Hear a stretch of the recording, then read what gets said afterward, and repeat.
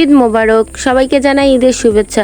ঈদের নামাজ পড়ে এসেই আনাম হলো খাসিটাকে খুব আদর করে দিচ্ছিল। ওর খুব খারাপ লাগছিল যে আজকে কুরবানি হয়ে যাবে। তে এদিকে আনাস বাবু নামাজ পড়তে গেছে। ওর বয়স হলো 1 বছর 3 মাস। ও এখন ঈদের নামাজ পড়ে এসে খুব খুশি, এই প্রথম ও ঈদের নামাজ পড়ছে। আর আনামও বলছে আসো আসো আমার সাথে হাত ধরে হাঁটো, কিন্তু না, ও একাই হাঁটবি, এটা নিয়ে ও একটু জেদ করতেছিল। পরে ও আনামুকে ছেড়ে দেয়, ও একাই হাঁটে। আসলে আমার ছেলের এইরকম হাঁটা দেখে আমার খুবই ভালো লাগছিল, দেখতেও অনেক ভালো লাগছে। পরে ওর কাকা কোলে নিয়ে বলতেছে আয় আয় আয়, হাঁটা লাগবে কেন, আমার কোলে আয়, আমি কোলে করে নিয়ে ঘুরি। না, ও কোলে উঠবে না, ও হাঁটবেই, ওই জন্য ও সেই কান্না করতেছিল।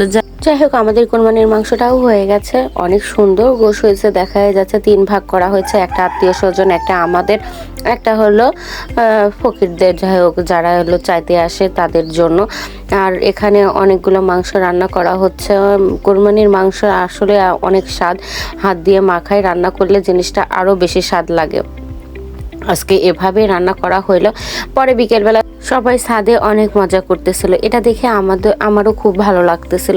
বাচ্চাদের ঈদের এমন আনন্দ করতে দেখতে অনেক ভালো লাগে। সারাদিন ব্যস্ততার পরে যখন বাচ্চাদের মুখে হাসি দেখি, মনটা এমনি ভরে যায়।